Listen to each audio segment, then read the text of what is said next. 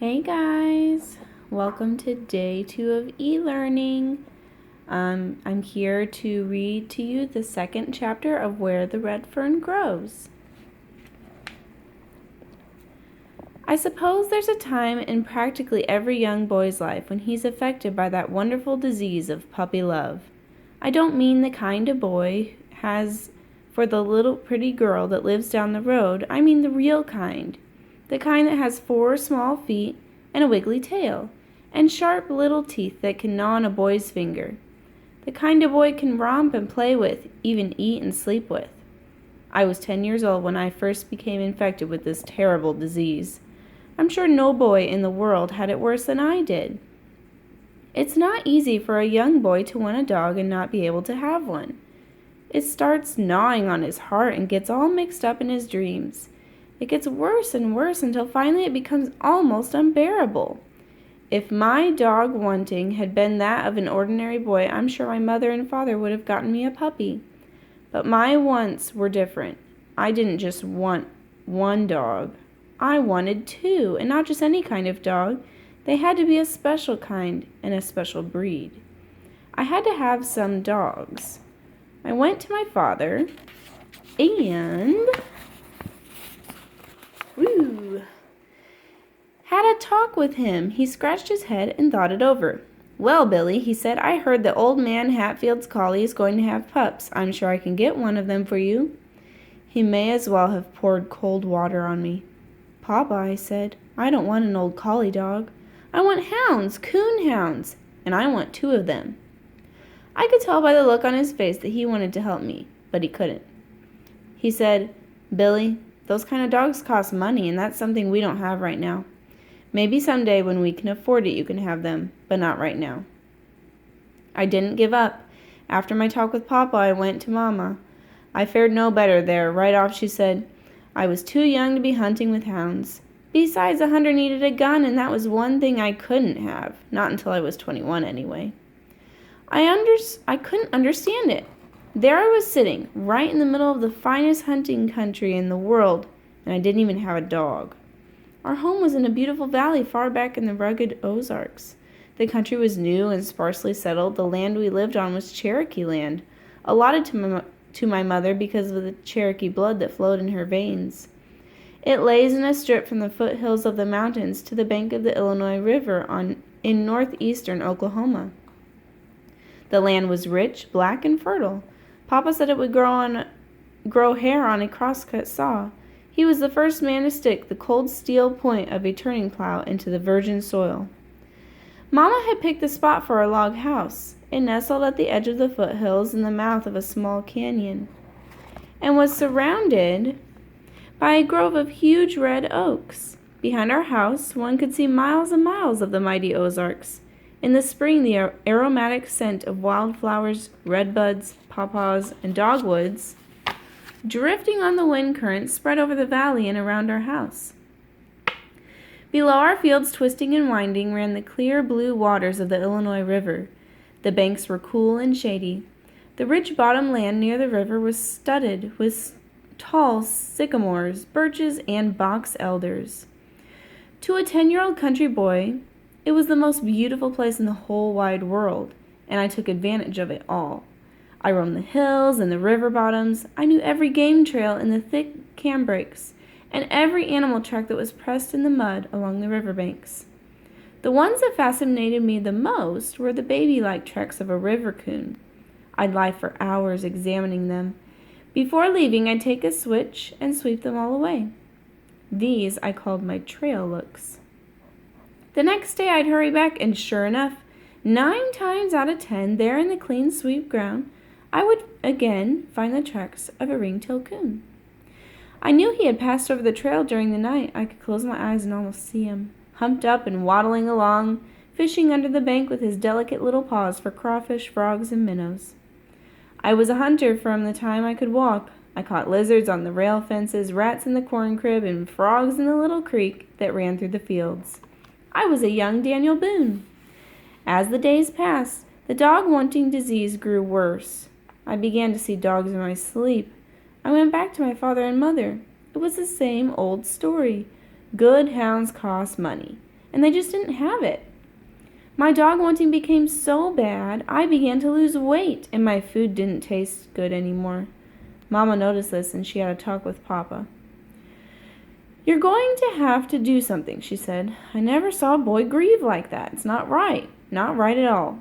"I know," said Papa, "and I feel just as badly as you do, but what can I do? You know we don't have that kind of money." "I don't care," said Mama. "You've got to do something. I can't stand to see him cry like that. Besides, he's getting to be a problem. I can't get my work done. He follows me around all day begging for hounds." "I offered to get him a dog," said Papa, "but he doesn't want just any kind of dog. He wants hounds, and they cost money. Do you know what the Parker boys paid for those 2 hounds they bought? $75. If I had that much money, I'd buy another mule. I sure do need one." I had overheard this conversation from another room. At first, it made me feel pretty good. At least I was getting to be a problem that I didn't feel so good. At least I was getting to be a problem. Then I didn't feel so good.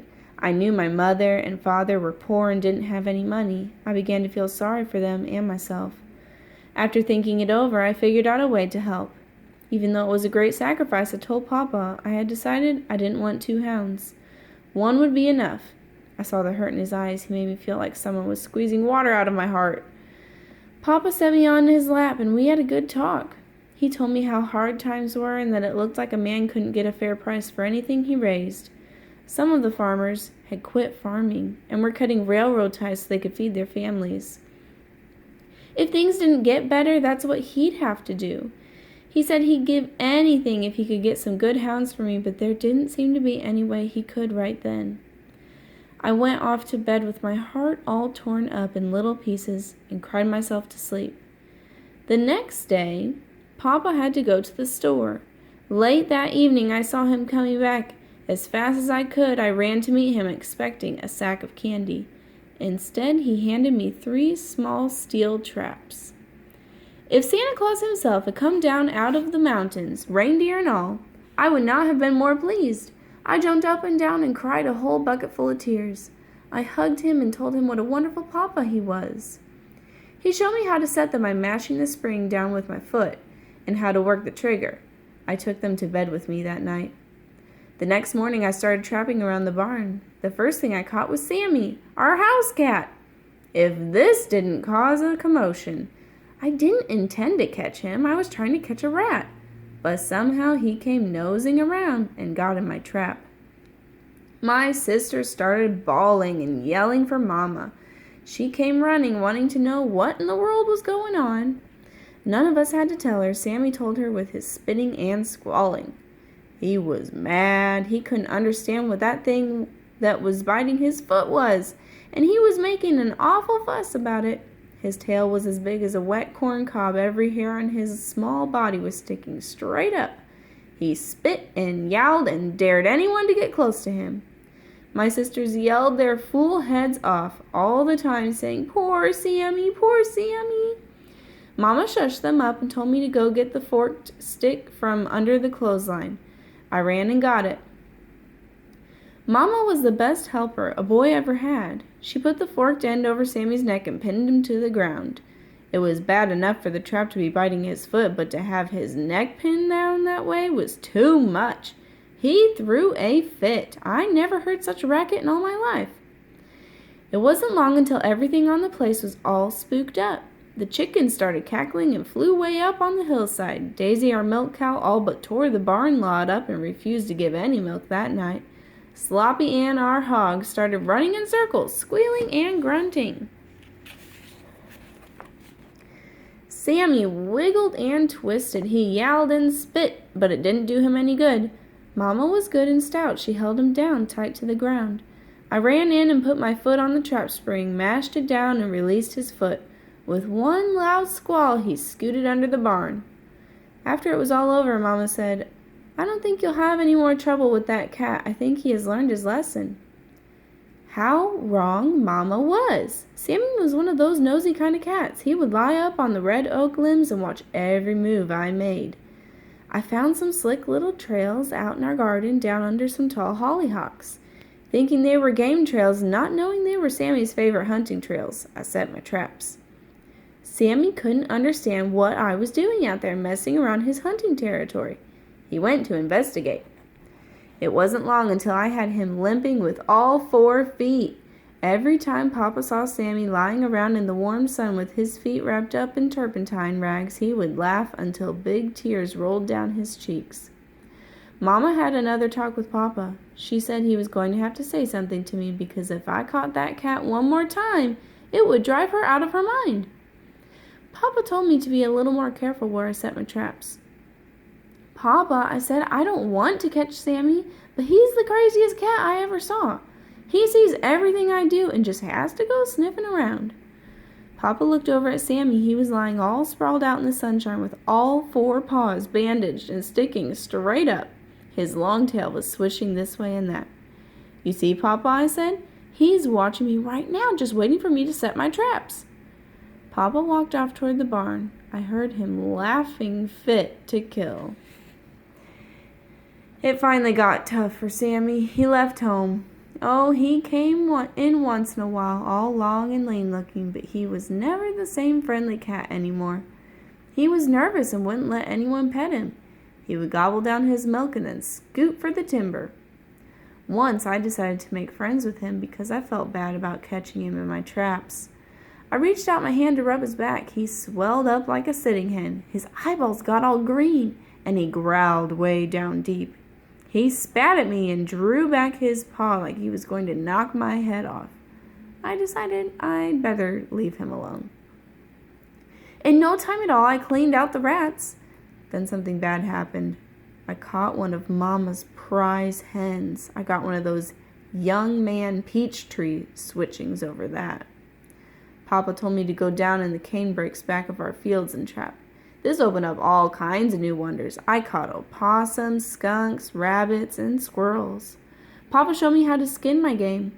In neat little rows, I tacked the hides on the smokehouse wall. I stand for hours and admire my magnificent trophies. There was only one thing wrong. I didn't have a big coon skin to add to my collection. I couldn't trap old Mr. Ringtail. He was too smart for me. He'd steal the bait from the traps, spring the triggers, and sometimes even turn them over. Once, I found a small stick standing upright in one of my traps. I showed it to Papa. He laughed and said the stick must have fallen from a tree. It made no difference what Papa said. I was firmly convinced that a smart old coon had deliberately poked that stick in my trap. The traps helped my dog wanting considerably, but like a new toy, the newness wore off and I was right back where I started from. Only this time, it was worse, much worse. I had been exposed to the feel of wildlife. I started pestering Mama again. She said, "Oh, no, not that again. I thought you'd be satisfied with the traps." "No, Billy, I don't want to hear any more about hounds." I knew Mama meant what she said. This broke my heart. I decided I'd leave home. I sneaked out a quart jar of peaches, some old cornbread, and a few onions, and started up the hollow back of our house. I had it all figured out. I go away off to some big town, get 100 dogs, and bring them all back with me. I made it all right until I heard a timber wolf howl. This stopped my home leaving. When the hunting season opened that fall, something happened that was almost more than I could stand. I lost my spot. Oh no! Do you know where I'm at? More than I can stand, I found it! I was lying in bed one night trying to figure out a way I could get some dogs when I heard the deep baying of a coonhound. I got up and opened my window. It came again. The deep voice rang loud and clear in the frosty night. Now and then I could hear the hunter whooping to him. The hound hunted all night. He quit when the rooster started crowing at daybreak. The hunter and the hound weren't the only ones awake that night. I stayed up and listened to them until the last tones of the hound's voice died away in the daylight hours. That morning I was determined to have some hounds. I went again to Mama. This time I tried bribery. I told her if she'd get me a hunting dog, I'd save the money I earned for my furs, and buy her a new dress and a box full of pretty hats. That time I saw tears in her eyes. It made me feel all empty inside, and I cried a little too. By the time she was through kissing me and talking to me, I was sure I didn't need any dogs at all. I couldn't stand to see Mama cry. The next night I heard the hound again. I tried to cover my head with a pillow to shut out the sound. It was no use. His voice seemed to bore its way through the pillow and ring in my ears. I had to get up and again go to the window. I'm sure if that coon hunter had known that he was slowly killing a 10-year-old boy, he would have put a muzzle on his hound. Sleep was out of the question. Even on nights when I couldn't hear the hound, I couldn't sleep. I was afraid if I did, he would come, and I would miss hearing him. By the time hunting season was over, I was a nervous wreck. My eyes were red and bloodshot. I had lost weight and was as thin as a beanpole. Mama checked me over. She looked at my tongue and turned back one of my eyelids. If I didn't know any better, she said, I'd swear you weren't sleeping well. Are you? Why, Mama, I said, I go to bed, don't I? What does a boy go to bed for if it isn't to sleep? By the little wrinkles that bunched up on her forehead, I could tell that Mama wasn't satisfied. Papa came in during one of these inspections. Mama told him she was worried about my health. "Ah," he said, "there's nothing wrong with him. It's just because he's been cooped up all winter. A boy needs sunshine and exercise. He's almost 11 now, and I'm going to let him help me in the fields this summer. That will put the muscles back on him." I thought this was wonderful. I'd finally grown up to be a man. I was going to help Papa with the farm. And that's the end of chapter 2. I hope you guys are enjoying our book so far. I know I am. We will talk to you later. Bye, guys.